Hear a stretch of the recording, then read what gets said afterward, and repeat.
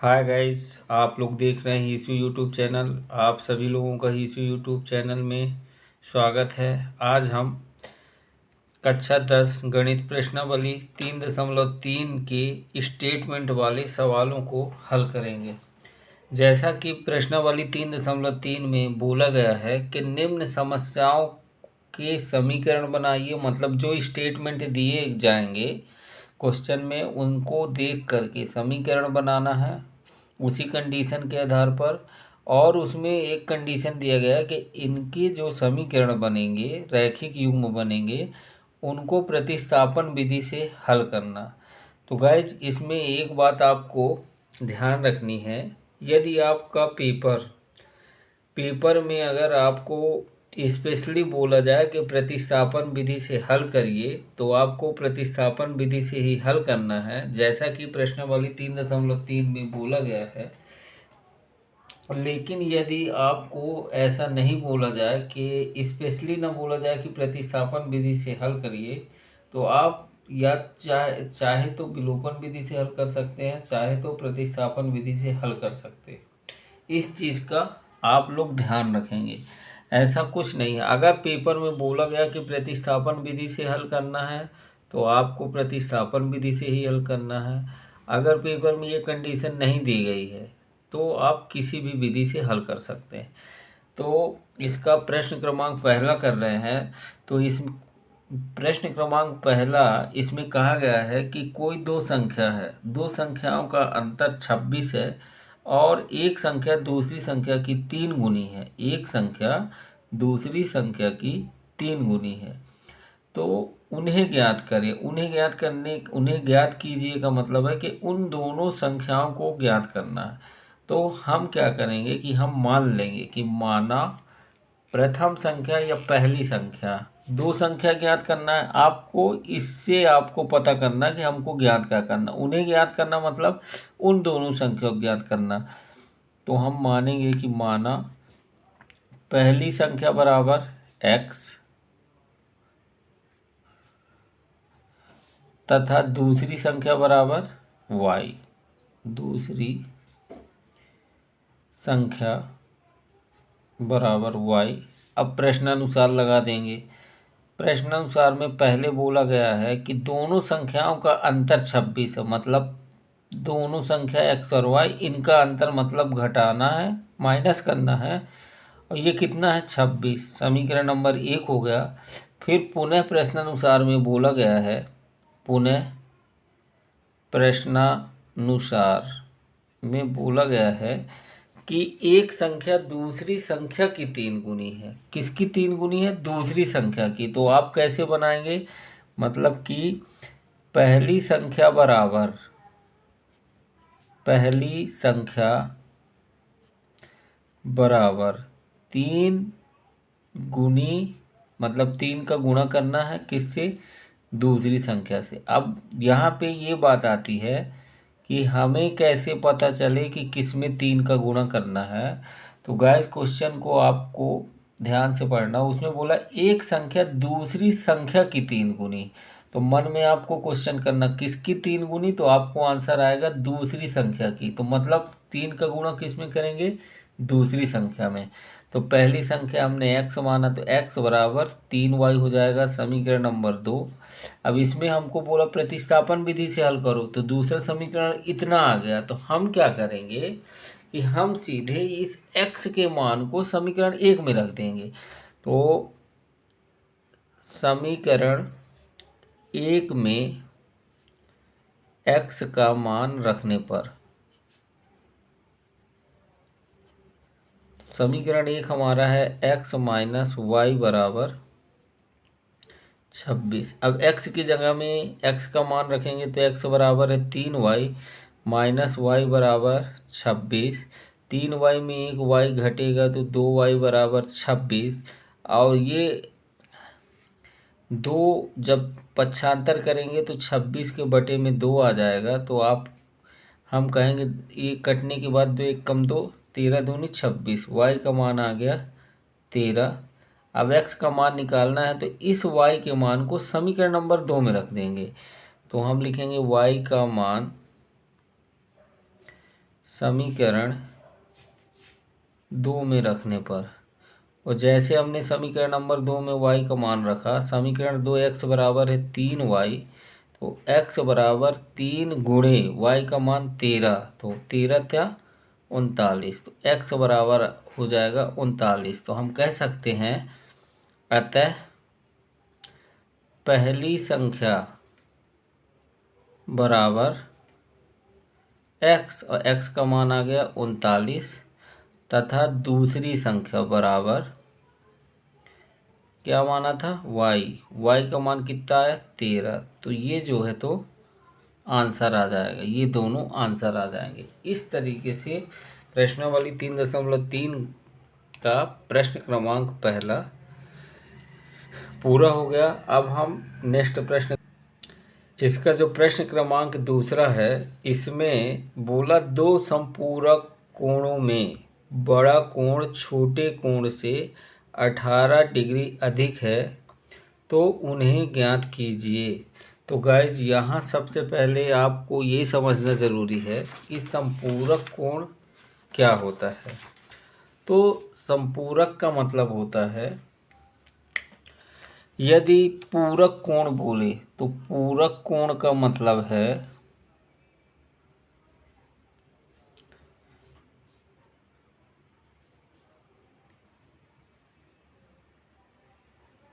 एक 180 अंश, और संपूरक कोण, पूरक कोण का मतलब ये होता है कि किन्हीं भी दो कोणों का योग, कोई दो कोण है उनका योग 180 अंश होगा। और यदि संपूरक कोण बोल रहा है, संपूरक कोण, तो हमें ये याद रखना है कि किन्हीं भी दो कोणों का योग कितना होगा 90 अंश होगा। कोई दो कोण होंगे तो उनका योग कितना होगा 90 डिग्री, या इसी को हम अंश कहते हैं। तो ये चीज़ ध्यान रखना। तो यहाँ पे हमें संपूरक कोण बोला है, तो संपूरक कोण का मतलब है 90 अंश या 90 डिग्री। तो हम क्या करेंगे, बोला कि उन्हें ज्ञात करें। उन्हें ज्ञात करने का मतलब दोनों कोणों को ज्ञात करना। तो हम मानेंगे, माना पहला कोण बराबर x डिग्री तथा दूसरा कोण बराबर y डिग्री। अब हम प्रश्नानुसार लिख देंगे। प्रश्नानुसार इसने बोला है कि दो संपूरक कोणों में बड़ा कोण छोटे कोण से 18 अधिक है। ये तो एक अलग बात है। पहली बात तो हम जानते हैं परिभाषा से, संपूरक कोण की परिभाषा में हमने अभी आपको क्या बताया कि जैसे संपूरक कोण बोलेगा मतलब कि दो कोणों का योग 90 हो जाएगा। समीकरण 1 मिल गया। फिर पुनः प्रश्नानुसार लगाएंगे। पुनः प्रश्नानुसार लगाएंगे तो हमसे बोला गया है कि बड़ा कोण छोटे कोण से 18 अधिक है। तो सिंपल सी बात है, आपको x बराबर 18 प्लस y करना है। क्यों? क्योंकि हम मान लें कि x पहला ही बड़ा है और y जो है तो वो छोटा है। तो x बराबर 18 अधिक बोला है, तो x बराबर 18 प्लस y, और y को पक्षांतर करेंगे तो x माइनस वाई बराबर 18। समीकरण नंबर 2 आ जाएगा। चूँकि इसे प्रतिस्थापन विधि से हल करना है, तो हम जो समीकरण सरल होगा उससे हम x या y का मान निकालेंगे। तो यहाँ 90, यहाँ 18, तो हम समीकरण 2 से मान निकालते हैं प्रतिस्थापन विधि में। समीकरण 2 से तो हमने x माइनस वाई बराबर 18।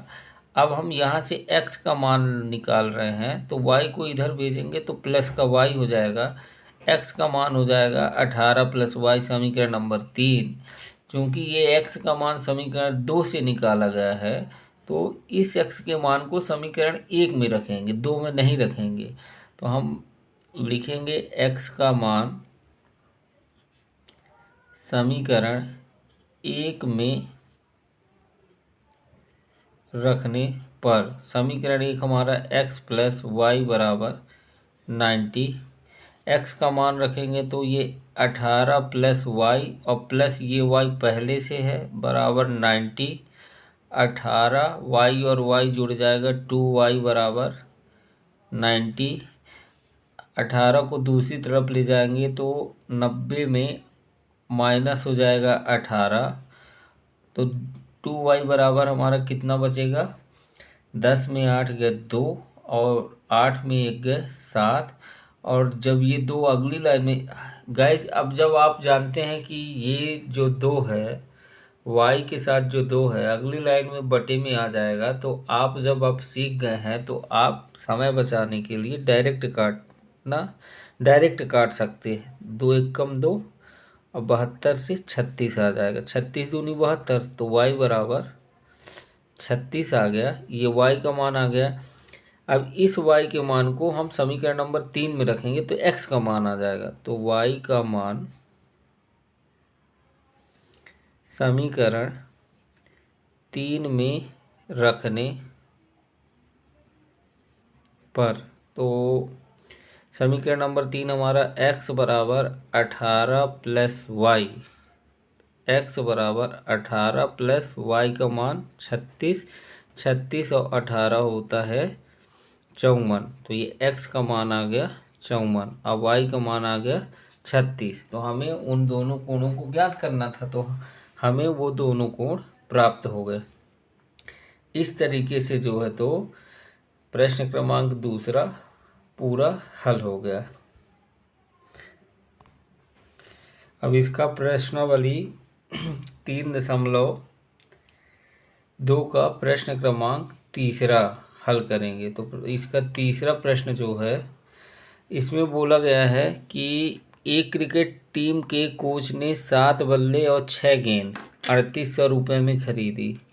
यानी कि आपको इसी चीज़ से आइडिया मिल रहा होगा कि 7x प्लस 6y बराबर 3800, फिर उसने बोला 3 बल्ले मतलब 3x प्लस 5y बराबर 1750। आप डायरेक्ट अब कर सकते हैं, जब सीख जाएंगे तो आपको यहीं से समझ जाना। प्रत्येक गेंद और प्रत्येक बल्ले का मूल्य ज्ञात करना है। तो हम क्या मानेंगे, जो ज्ञात करना उसी को मानेंगे x और y। तो हम मानेंगे माना प्रत्येक बल्ले का मूल्य, माना प्रत्येक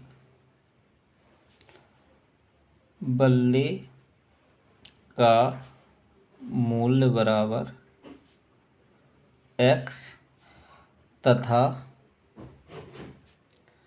प्रत्येक गेंद का मूल्य बराबर y। अब आपको प्रश्नानुसार लगाना है। प्रश्नानुसार लगाने के बाद यहाँ से आपको समझ में आ गया है कि 7x प्लस 6y बराबर हो जाएगा 3800, समीकरण 1 बन जाएगा। पुनः प्रश्नानुसार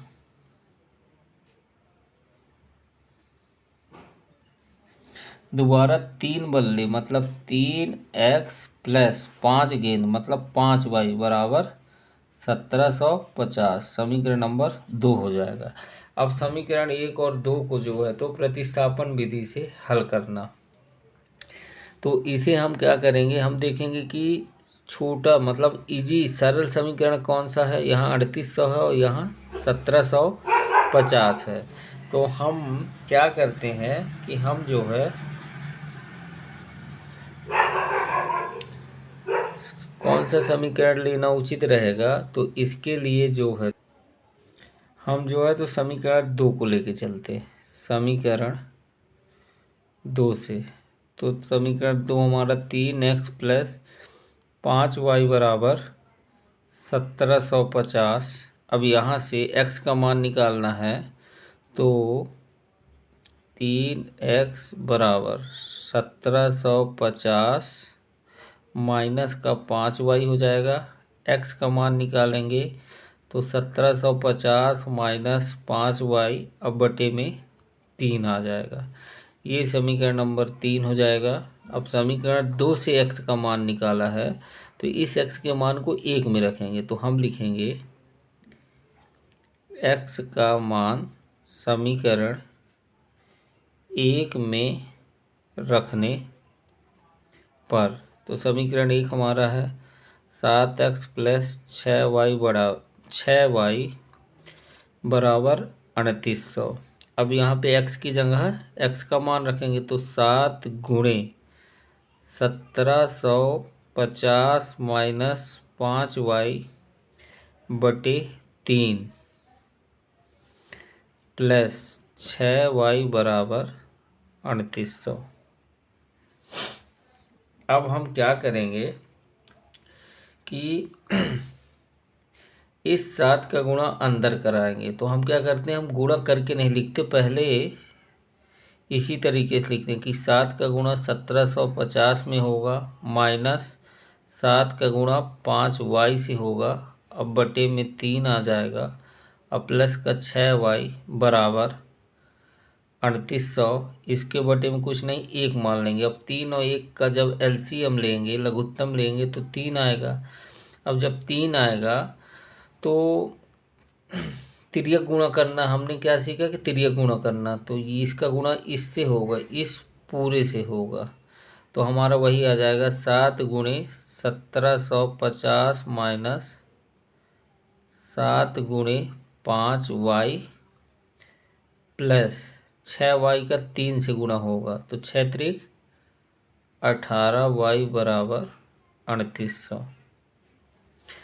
अब अगली लाइन में ये जो बटे में 3 है ये दूसरी तरफ जाएगा, बटे की संख्या दूसरी तरफ जाती है तो गुणा में हो जाती है, 3800 गुणे 3 हो जाएगा। इधर से कितना बचेगा, 7 गुणे 1750 माइनस 7 पना 35y प्लस 18y, तो 7 इसको बाद में हल करेंगे, तो मतलब 7 गुणे 1750 को अभी लेते चल रहे हैं, माइनस का 35y और प्लस का 18y, तो घटेगा, तो 35 में 18 गए, कित चिन्ह आएगा माइनस का, बड़ी संख्या का चिन्ह माइनस है तो माइनस आएगा। अब 35 में 18 गए मतलब कितना आएगा, 15 में 8 गए 7 और 2 में 1 गए, सॉरी 3 में 1, 2 में 1 गए 1 y बराबर, यहाँ पे हम करा देंगे 3 का गुणा, तो ये हमारा हो जाएगा 2 जीरो है तो 2 जीरो आएगा, 8 त्रिक 24 की 4 हासिल लगी 2, 3 त्रिकाई 9, 9 2 11। अब हम क्या करेंगे कि ये जो है इसको इधर ले आएंगे, तो हम क्या करेंगे कि 7 गुणे 1750 और 11400 को इधर लाएंगे तो माइनस का हो जाएगा 11400 बराबर, ये 17y को इधर ले आएंगे तो प्लस का 17y हो जाएगा। अब हम क्या करते हैं कि यहाँ पे ये जो 7 गुणे 1750 है इसका भी गुणा करा देंगे। तो गाइज अब इसे आगे जब हल करेंगे तो 1750 में 7 का गुणा कराएंगे तो ये हमारा आ जाएगा, जीरो का तो जीरो आ जाएगा, 7 पना 35 की 5 हासिल लगी 3, 7 सता 49, 49 3 52 की 2 हासिल लगी 5 और 7 एक कम 7, 7 5 12, 12250 माइनस 11400 बराबर 17y हो जाएगा। अब 12250 में 11400 को घटाएंगे तो हमारा आंसर यहाँ पे आ जाएगा 850 बराबर 17y। अब 17 पना 85 या जीरो का जीरो, तो हम कह सकते हैं y बराबर 50। कैसे आ गया, इसको ये 17 बटे में जाएगा 850 के, तो 17 पना 85 5 बार कट जाएगा और ये जीरो ये आ जाएगा, तो इसलिए y बराबर 50। अब इस y के मान को हम समीकरण नंबर 3 में रख देंगे, तो हमारा लिखेंगे y का मान समीकरण 3 में रखने पर, समीकरण नंबर 3 हमारा क्या है, समीकरण नंबर 3 हमारा है ये x बराबर 1750 माइनस 5y बटे 3। तो ये हमारा हो जाएगा x बराबर 1750 माइनस 5 गुणे y का मान 50 आया, तो 50/3। तो 1750 माइनस 25 मतलब 250/3। 1750 में 250 घटेगा तो हमारा आंसर आ जाएगा 1500। नहीं, 1500 नहीं आएगा, इसका आंसर आएगा 1750 में 250 जाएगा तो 1750 में 50 गया, 1700 और 200 गया, 1500 आ जाएगा। 1500/3 इसको हम काट देंगे तो 3×5 = 500। तो हम कह सकते हैं x का मान 500 आ जाएगा और y का मान कितना आया था 50। x का मान 500। x और y को हम क्या माने थे, x को माने थे हमने प्रत्येक बल्ले का मूल्य। तो हमारा x बराबर आ जाएगा, x का मान कितना आ गया 500 और y का मान आया है 50, यानी प्रत्येक गेंद का मूल्य 50 हो जाएगा। इस तरीके से प्रश्न क्रमांक 3 पूरा हो गया। सो गाइस, अब इसके बचे हुए प्रश्न आपको अगली वीडियो में करके बताएंगे। तो गाइस, आप लोग हमारे ही इसी यूट्यूब चैनल को लाइक करें और सब्सक्राइब करें। Thank you.